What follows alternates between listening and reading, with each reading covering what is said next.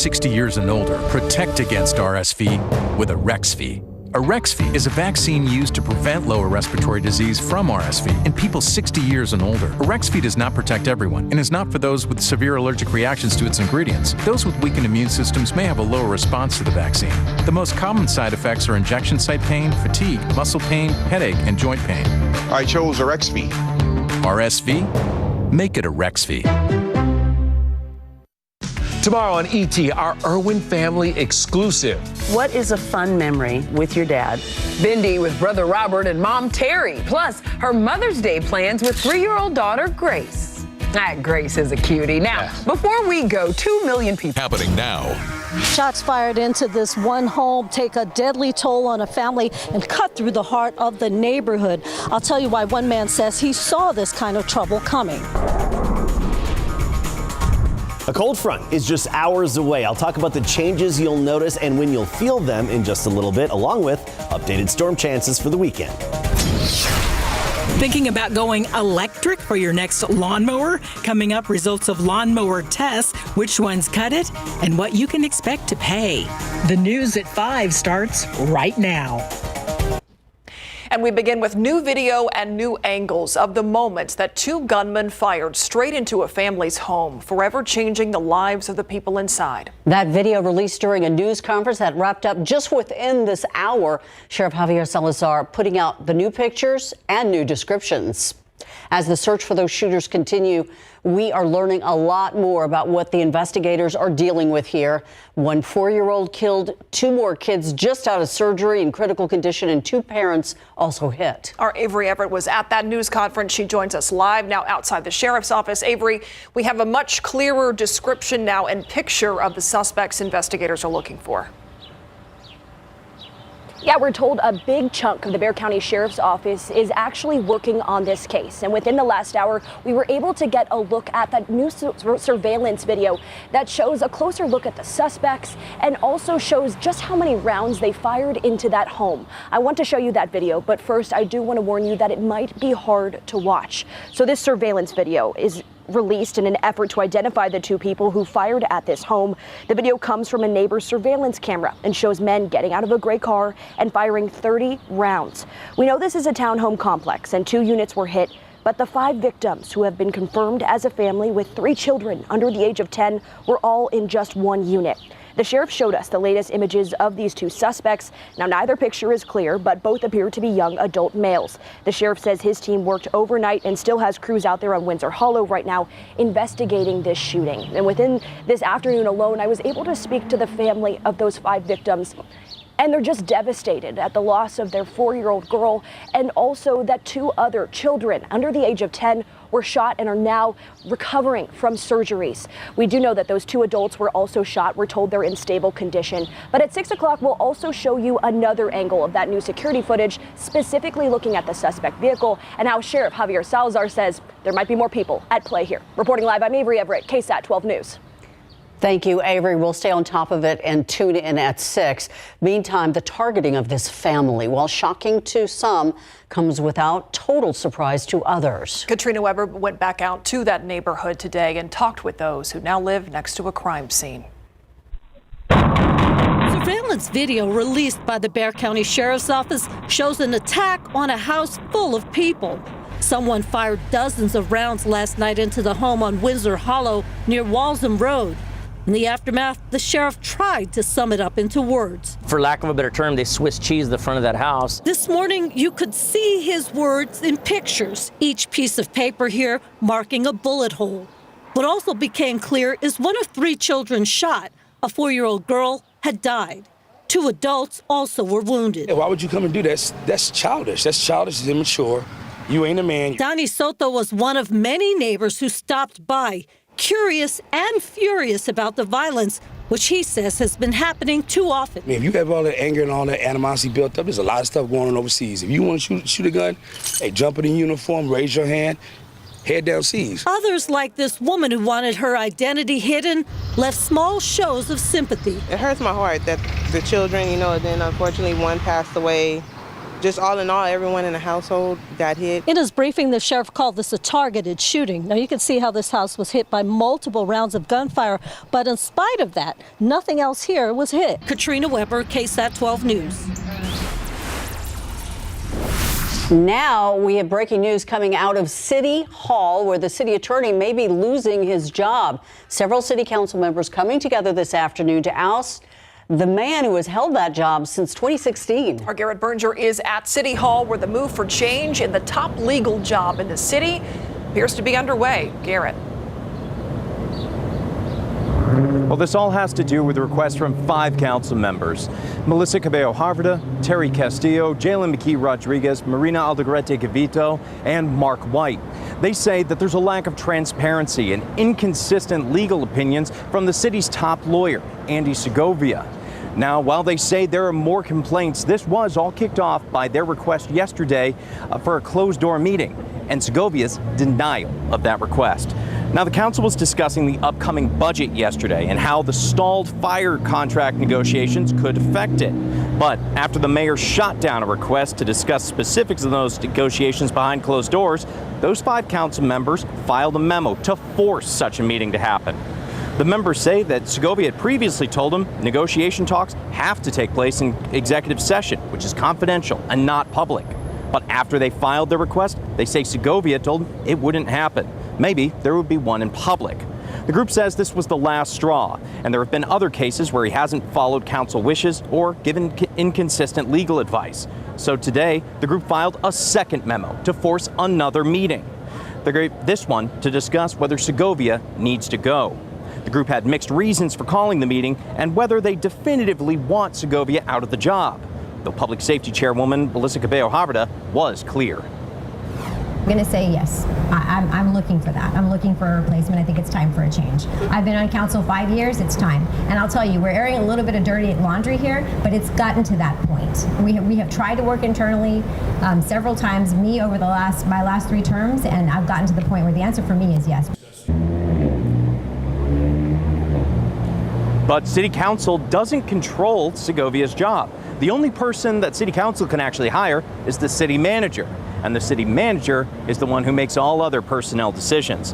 Now, City Manager Eric Walsh tells us he was surprised by the memo, but he was confident in Segovia. We'll let you know what else he had to say coming up at 6. Now, just in the past 20 minutes, City Attorney Andy Segovia put out a statement saying he does not have confidence that what goes on in those closed-door executive sessions will remain confidential, all but accusing council members of leaking information. Now, it's still not clear whether either of the meetings those council members have requested will actually happen. Live at City Hall, I'm Garrett Berger, KSAT 12 News.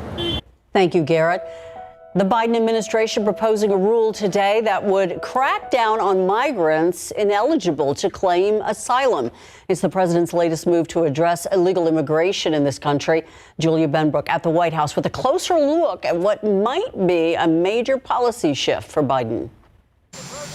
President Joe Biden is trying to toughen his administration's position on the U.S.-Mexico border and flip the script on Republicans who continue to criticize his immigration policies ahead of the November election. It's a different approach after the bipartisan border deal failed to make it out of the Senate earlier this year. It's clear as day.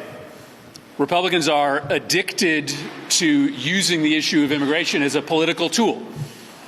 They are allergic to solving the problem. The new proposed rule, first reported by Politico, would tighten the current system by allowing immigration officials to quickly reject some migrants from claiming asylum earlier in the process if they're found to be ineligible. The regulation would still need to go through a public comment period. Senate Democrats acknowledged Wednesday that the president was pursuing asylum changes, but noted that without a bill from Congress, making full-scale changes to the asylum system is incredibly difficult. I know the administration is looking at what they can do administratively, but they and us agree the best thing to do to deal with the problem on border is pass legislation. The White House said in February that Biden was considering executive action to restrict migrants' ability to seek asylum at the U.S.-Mexico border. Immigration remains a key issue ahead of the 2024 presidential election. A recent CNN poll found that 48% of those surveyed said that it was an extremely important factor in their vote. Reporting at the White House, I'm Julia Benbrook. A long-standing part of the military landscape here in San Antonio, Wilford Hall Medical Center once stood as the flagship of military medicine when it was established in 1957. Bearing the name of Brigadier General Wilford F. Hall, a medical pioneer, the hospital located out at Joint Base San Antonio, Lackland. Wilford Hall was the first military hospital to be certified as a Level 1 trauma center, but that's not all. It became a leader in transplant technology and an expert place in transporting critical care patients safely. Many of us in San Antonio have some kind of connection to the hospital, so it's no wonder that it being demolished has some people feeling a little sentimental. Tiffany Huertas with how it's impacted our city and the innovations it created.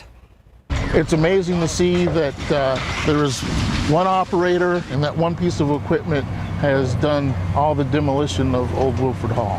As the old Wilford Hall Medical Center at Joint Base San Antonio Lackland gets demolished, Frank Wilson remembers the moments he spent there.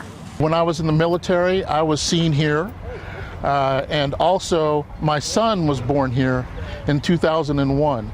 So he still is like, Dad, I can't believe you're tearing down the place where I was born. Wilson is with the U.S. Army Corps of Engineers. We're kind of all sad to see it going because when you're in the military, everyone knows what Wilford Hall is. His team has been working on this project since 2010. Phases 1 through 3 built the new ambulatory surgical center. And this is phase 4, which is actually demolishing the old Wilford Hall. Wilford Hall opened in 1957. It's named Wilford Hall after Major General Dr. Wilford Hall, who was a pioneer in aeromedical evacuation. It became a hub for research and innovation. Ken Cooper was a flight surgeon here and studied aerobic conditioning while he was a flight surgeon here and working with the lab across town at the former Brooks Air Force Base in preparation for further aeromedical research that ultimately supported NASA and the NASA Mercury program from here. Millions of people have been treated here. You could name any number of 4-stars in the military that have been treated in this facility. As the community says farewell to this building, the military is looking forward to the future. This demolition is set to be completed by the end of next week, and the team here is looking at different options for this space. Reporting from Joint Base San Antonio, Lackland, Tiffany Huertas, KSAT 12 News. Taking a look outside with time saver traffic. We're looking at I-37 at Southeast Military earlier today. There was some sort of an incident here, caused a big backup, but it looks as though traffic is moving along just fine at this time.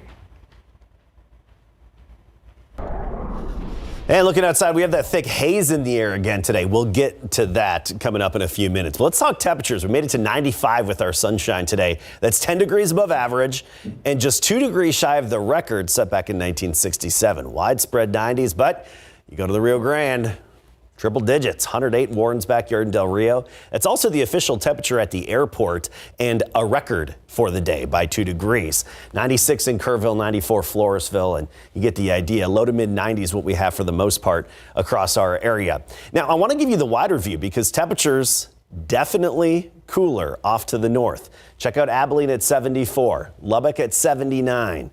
Amarillo 75 and Oklahoma City 77. They're behind the cool front that's headed our way. It's going to make it here later on tonight. We'll talk about its impacts, what kind of changes it's going to make, and when you'll feel those changes, along with some storm chances in just a bit. All right, thanks, Adam. Still ahead, summer is almost here. You can feel that outside today. So how's your lawn looking? If you're in the market for a mower, especially an electric one, Consumer Reports is comparing different brands. We'll tell you which ones make the cut. Welcome back. I'm Stefania Jimenez with a look at what we're working on for the news at 6 o'clock. We'll start with this. A backlog in pending cases awaiting indictment was the focus of a district attorney's office high-risk intake team that was created last fall. KSAT 12 came across 3 cases more than 6 months old that are still awaiting indictment. We're going to take a closer look at the current backlog numbers and also what this means for cases that are still not seeing any movement. Plus, it is Nurses Week. A mom and daughter have spent nearly a decade of their careers working side by side, and we're going to introduce you to the pair whose bond is strengthened by love and also labor. All that and so much more for you on the news at 6. Thank you, Stephanie. It's a chore. Mowing the lawn can be a tough job, especially in our kind of heat, and that's where a good mower can help. If you are thinking about going electric, some good news. Battery-powered mowers are getting better and better. 12 on your side's Marilyn Moritz shows us which ones cut it in lawnmower tests. Hear that? It's the quieter sound of battery-powered lawnmowers. For years, we've been seeing the performance of battery mowers improve, and this year was no exception. Consumer Reports just tested mowers, walking, pushing, riding on acres of grass. They checked handling, cutting, mulching, and all-important battery power. You want a battery mower with a runtime of at least about 30 minutes because that's enough to cut a quarter-acre yard on a single charge. You can also buy additional tools like a string trimmer or hedge trimmer or even a leaf blower from the same brand and use the batteries interchangeably in most cases. CR recommends this Ryobi. They say it cuts about as well as the top gasoline model. This one is $500. Prices on mowers are up across the board. If you're willing to do the pushing, this skill is a budget-friendly choice. It's $250, and it's excellent at mulching, even cutting, handling, and has a good run time.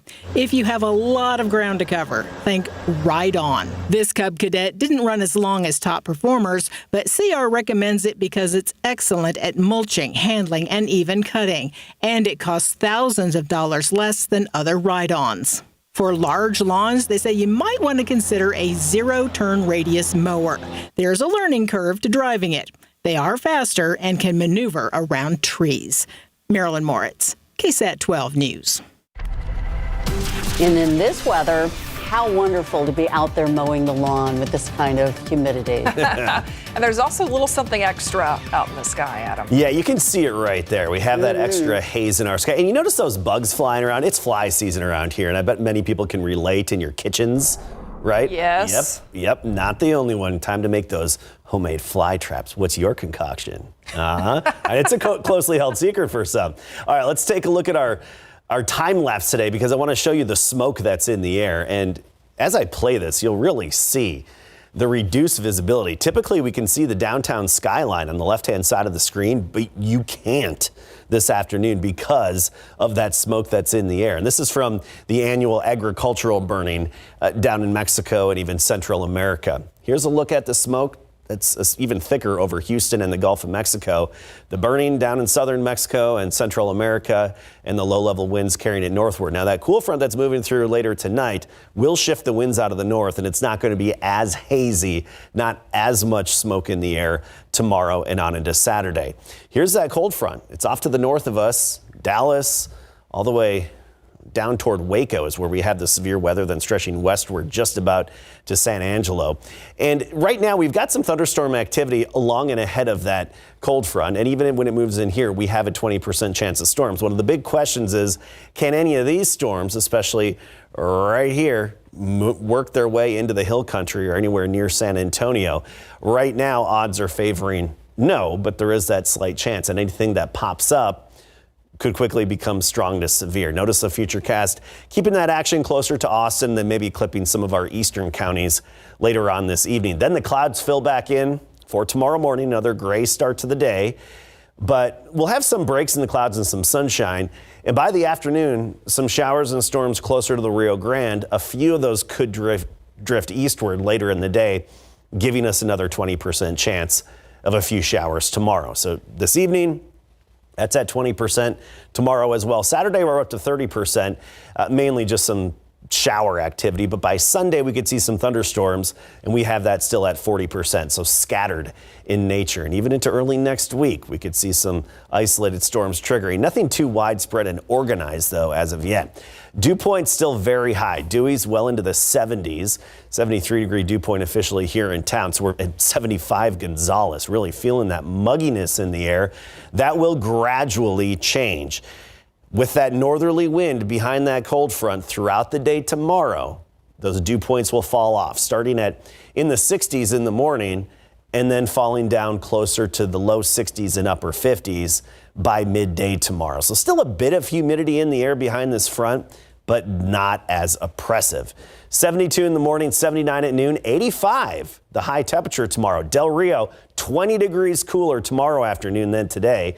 87 Hondo tomorrow, 86 Elmendorf and New Braunfels, 85 the high. We get into the weekend, fairly gray out there, 81 on Saturday, only 79 the high temperature on Sunday, Mother's Day, with some scattered showers and storms. As a gift to Mom, we need the rain, right? Yeah, let's put it that way. A nice gift. Thank you, Adam.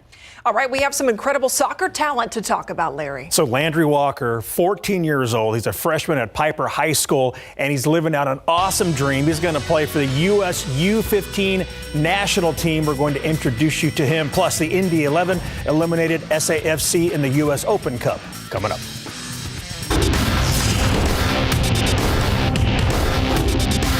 I've been so excited ever since I got the news, and it's just, I feel a great honor to represent my country and just represent this club as well, and just represent myself and my family especially. Soccer player Landry Walker is ready to play for the U.S. Under-15 men's youth national team in big board sports.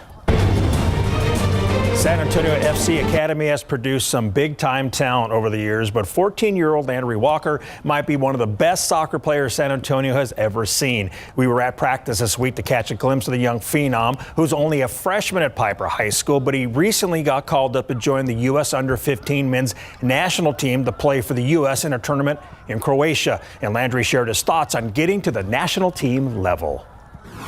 I feel such gratitude for it, and it's just, I'm going to obviously enjoy it, and I can't thank everybody, whether it's my teammates or the coaching staff here, just for helping me get there, and I just feel so thankful for my opportunity. To be in the national team, to be one of 22 players representing the U.S. and traveling to Europe to play England, Croatia, Morocco, I can't imagine kind of what he's feeling. I know as a staff we're absolutely elated. It's kind of the pinnacle. Another fun part of the trip on May 15th, Landry will celebrate his 15th birthday playing against either England or Croatia. So the Walker family will have a lot to celebrate on the trip. You know, his mom said they're going to celebrate Mother's Day, his birthday, everything kind of all in one on this trip going over there. So, I mean, I don't think many people will have a more memorable 15th birthday than Landry will. So it's kind of just adds to the whole occasion for him. Just the opportunity and the competition, just to see what it's like in other countries other than the U.S., because I've never even in my life been over to Europe. So I just feel like it'd be so cool to see what it's like in other cultures and everything. For more information on Landry and how you can follow his matches overseas, go to our website, KSAT.com, and click on the sports tab. We wish him the very best. I mean, what an experience that's going to be, right?